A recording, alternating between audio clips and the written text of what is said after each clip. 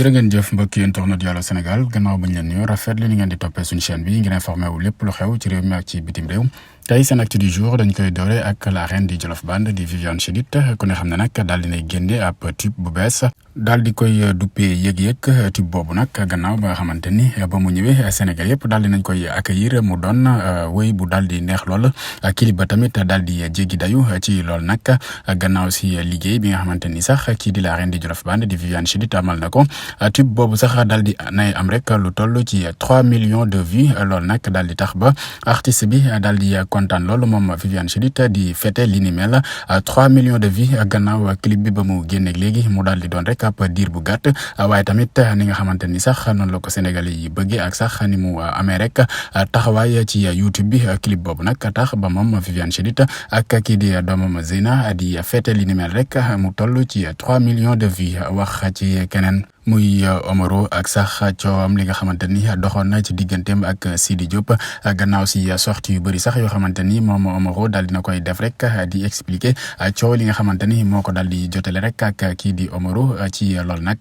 ci màggal gi nag moom Omaro daal dinay rek amal ab waxtaan rek jëm sax ci coow yooyu nga xamante ni doxoon na ci digganteem ak kii di Sidi Diop muy wax sax naan dootul xuloo ak kenn loolu nag nekk décision boo xamante ni moom Omaro daal dina koy jël rek yëkkati yile kàddu sax ci màggal ga kii di Soumboulou Bathily moom nag moom la ñuy gis noonu daal di nekk rek en toute complicité ak sa belle-sœur mu nekk sœur ci Abdoulaye Diop Khass di borom këram Soumboulou nag ci loolu daal di am ab kontante rek bay jooy sax gannaaw ba muy fêté 2 ans de mariage am ak ki nga xamante ne moom moo di Abdoulaye Diop Khass moom Soumboulou Bathily nag moom la ñuy gis noonu daal di nay rek am contentement ak mbégte bu baax a baax gannaaw ñaari at yoo xamante ni nekk na ko ak kii di borom këram di Abdoulaye Diop Khass xanaa di leen ñaanal rek yàlla defal leen jàmm. coowal Adamo ak ki nga xamante ne moom moo di Pape Mbaye ak Omzo Jojo ak Diaba Sira coow la ngay wéy ba léegi rek gannaaw sortie ba nga xamante ni Adamo defoon na ko rek di wax sax ñi nga xamante ni ñoom la wax ay góor jigéen di dal seen kaw daal di leen fësal rek ci ab live ci loolu nag réplique tukki woon na ci Pape Mbaye Omzo Jojo ak Diaba Sira ñu yàq Adamo lu mel ni xeme mu mel ni nag yeneen i révélation dafa daal di génn rek jëm ci kii di Pape Mbaye gannaaw nag ba muy daal di sax waxee kii di Wally Ballago Seck na bàyyi Adamo mi nga xamante ni moom lay fréquenté ndax dafay daal di yàq image am rek Pape Mbaye nag daal di nay yëkkati yeneen i kàddu loolu nag jëm rek ci di fësal sax naan Adamo moom di leen jiiñ góor jigéen moom moo gën a doon góor jigéen ñëpp gannaaw ba nga xamante ni sax daal di nay génne rek ay vidéo yoo xamante ni sax yàgg na muy wane sax ne ki nga xamante ni moom moo ko envoyé moom moo nekkoon sax copain wu Adamo loolu nag nekk ay révélation yu doy waar yoo xamante ni moom Pape Mbaye daal dina koy fësal rek gannaaw ab live boo xamante ni amaloon na ko rek génne yi les preuves di yàq Adamo loolu nag jëm rek ci coow li nga xamante ni dox na seen diggante ba Adamo sax daal di rek divulguer ay photo wala sax divulguer rek seeni tour moom Omzo Jojo Pape Mbaye ak Diaba Sira waaye nag ñoom bàyyiwuñ ko benn yoon guerre ba mu ngay wéy ba léegi rek Pape Mbaye nag def yeneen i révélation génne ay preuve di wax sax naan kii di Adamo moom tamit ab homosexuel la loolu nag gannaaw ay vidéo yu yàgg yoo xamante ni sax daal na koy fësal rek di wax ne ab copain Adamo sax moom moo ko daal di envoyé. wàllum politique la ñuy waxtaanee ak kii di Barthélémy Dias di maire bu Ndakaaru gannaaw ñu invité woon ko rek foofa ca télévision Futur Média ca Pape Ngagne Ndiagne loolu nag moom Barthélémy Dias nag ak kàddu yi nga xamante ni sax yëkkati woon na ko rek di wax sax wàllum impartialité ci groupe Futur Média loolu nag daal di tax sax ba plateau ba tàngoon na lool ci digganteem ak journaliste bi di Pape Ngagne Ndiagne waaye nag mu mel ni keneen daal dinay dugg rek ci mbir mi muy directeur rédaction bu rajo Futur Média di Babacar Fall gannaaw muy amal RFM matin rek ni ki tey lajjiwul benn yoon kii di Barthélémy Dias yàq na ko lu mel ni xeme traité ko de fenkat di ko wax sax naan ko xanaa bu ñuy faral yow la ñuy faral ndax kat diggante 2016 ak léegi def nga fi 37 émissions kon nag arrêtel à chaque fois rek ngay wax naan groupe Futur Média dañoo daal di far seen journaliste yi du ñu joxe information bu baax loolu nag tax ba kii di Babacar Fall daal di mer ba futt lool yàq Barthélémy Dias maire bu Ndakaaru lu mel ni xeme keneen ku yàq député yi lu mel ni xeme Fatoumata Ndiaye Fouta Tampi lay wuyoo moom nag gannaaw pëccxoo ak réero bi nga xamante ne amoon na foofa ci assemblée nationale ak sax coowal député yeeg vote ya nga xamante ni daal dinay amoon rax ab rëq-rëq rek ba ab diir ñu daal di koy arrêté rek moom Fatoumata Ndiaye Fouta Tampi nag lajjiwul benn yoon yi les député daal dinay sax yëkkati ay kaddu wax rek ci député yooyu muy wax sax naan ay mag ñoo xamante ni dañoo daal di ñàkk fayda ñoom ñoo nekk ci assemblée nationale ba ndax kat pëccxoo ak réero bi nga xamante ni nemmeeku nañ ko ci député yi gannaaw ñuy amal vote rek kuy jiite bile assemblée. Carnet Rose kii di Seydina Thioune daal di nay rek baptisé doomam ji duppee ko rek Serigne Touba loolu nag daal di nekk ab tour bu neex lool moom Seydina Thioune nag gannaaw mu doon amal ab ngénteem rek doom ja nga xamante ni sax am na ko Serigne Touba la ko duppee rek xanaa di ñaanal xale bi mu dund te am ndey ak baay. kii di Aziza nekk ex manager ak cousin sax ci Wally Ballago Seck moom tamit alxayri jib na daal dinay takk soxna moom Aziza nag ku yàgg gis Wally wala sax nga yàgg ko suivre rek ci ay débém xam ne nekk na ku proche lool ci Wally Ballago Seck nekkoon sax manager am ba noppi rek daal di doon cousin ma moom Aziza nag daal dinay jël soxna niki tey.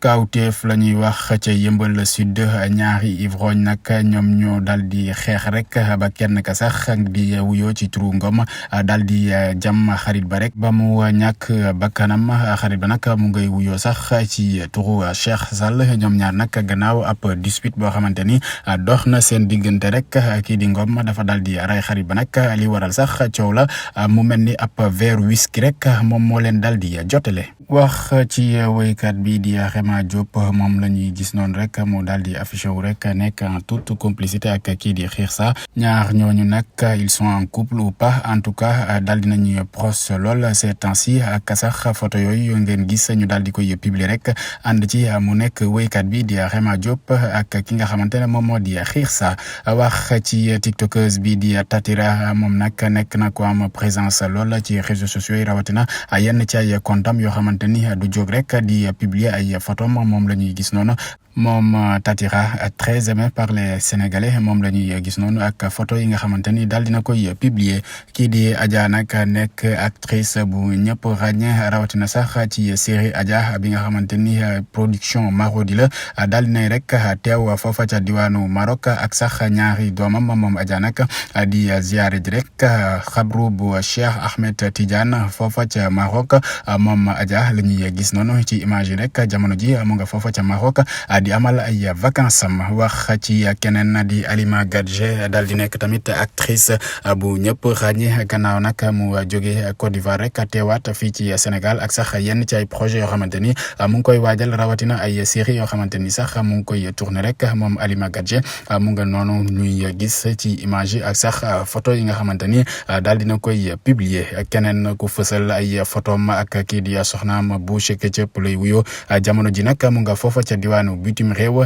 di dund ay vacances am gannaaw ba soxnaam di anniversaire nag mu defal ko cadeau surprise yóbbu ko bitim réew du jóg rek ci di publier li nga xamante ni sax moom moo di seen vacances moom soxnaam ak i doomam. wax ci leneen muy rappeur bi nag di wuyu woon ci turu sax néew bi moom nag mu nekkoon koo xamante ni ràññee nañ ko bu baax a baax waaye nag jamono ji muy dund rek ay jafe-jafe moom néew bi gannaaw nag Pape Sidi Fall demoon seeti ko néew bi nag nekk ab rappeur jamono ji nag vigile ba noppi rek di nekk koo xamante ni sax day yëngu rek ci wàllum nettoyer ay oto moom néew bi nag ak révélation yi nga xamante ni sax daal dina koy def rek ci jafe-jafe yi nga xamante ni daf koy dund waaye tamit yenn yoo xamante ni sax ràññee na ko ci àdduna bi rek mu doon loo xamante ni daal dina koy ñaawlu loola moom néew bi nag daal dinay confessé wu rek wax ci kanamu Pape Sidi Fall waaye tamit def ay révélation yu daw yaram. kii nag as ndaw la su am lu toll ci ñaar fukki at ak benn daal dinay confié wu rek ci émission xalaas gannaaw ba nga xamante ni elle est victime de viol répété loolu nag ba mu amee juróom-ñaari at ba ni muy amee fukki at ak juróom muy wax sax naan viol yooyu rek famille am ñoom ñoo ko daal di teg bokk na ci ñi nga xamante ni sax mën na jàpp ne ab frère am la ñu daal di bokk benn baay daal dina koy violé ba mu amee 7 ans ba ni mu amee fukki at ak juróom ci loolu nag moom ak lu métti li nga xamante ni daf koy daal di dund rek tax sax ba jamono ji mu daal di am njàqare loolu daal di sax dugg ci néegu sëy ca Touba l'hôpital Matlaboul Fawzeyni ak lu métti la fa am ab étudiante bu am lu toll ci ñaar fukki at ak ñett moom nag Mané Mbodj lay wuyo gannaaw ba mu ñàkkee bakkanam rek ca bloc opératoire ba ci loolu nag famille am daal dinañuy mer ba futt lool di wax sax ci erreur médicale yi waaye tamit jafe-jafe yi nga xamante ni seen doom ji daal dina koy dund rek tax ba mu daal di ñàkk bakkanam ca diwaanu Mbour nag ab commerçante mariée nekk mère de famille moom moo doon entretenir rek ay relation adultérine ak koo xamante ni sax dafa jàpp ne doomam la wala sax fils adoptif la ñuy wax ndax kat gannaaw révélation yi nga xamante ni jot na génn moom nag mu mel ni sax dafa daal di sëlëm rek famille bi ak sax lam leen gëmloo mu nekk sax xale bi ab jeune pêcheur boo xamante ni moom soxna si daa wax rek ne doomam la daal dina koy rek doomoo sax ci loolu nag saa yu génnee rek guddi day dem rek daje ak moom di seq ak moom loolu nag nekk loo xamante ni lu ñaaw la lool mu nekk ab commerçante am borom kër am tamit ay doom di entretenir ay relation adultérine ak ku mu jàppee sax fils adoptif. tàggat yaram la ñuy jeexale wax ci ambiance bi nga xamante ni mu ngay am ca tanière ba ak entraînement yi complicité Pape Gueye ak El Hadj Diouf ak ñeneen sax ñoo xamante ni ñu ngi ci équipe bi on peut dire que le courant passe mu mel ni nag tanière ba ambiance rek lañ fa nemmeeku di waajal sax seen jongante xarito yi nga xamante ni Bolivie bokk na ca ba ñuy njëkk am ak ki nga xamante ne moom moo di Iran. Kalidou Koulibaly daal dinay wax rek ci début yu difficile yi nga xamante ni daal dina koy am rek foofa ca diwaanu Chelsea moom nag muy wax sax naan ñu ci bëri dañuy wax wàllum adopté rek waaye nag loolu ak football ñoom ñoo daal di ànd rek début mën na difficile waaye nag njeexital ba rek la ñuy xool moom capitaine gaynde nag wax rek ci jafe-jafe yi nga xamante ni sax jot na ko am ak foofa nga xamante ne mooy club bi mu nekk jamono ji di Chelsea. mbokk yi safoon doon ñu teewlu li lañ leen andoon seen acte du jour di leen ñaanal jàmm di leen wax ngeen abonné suñu chaîne bi te laal cloche notification bañ a raté dara suñu information jërë ngeen jëf.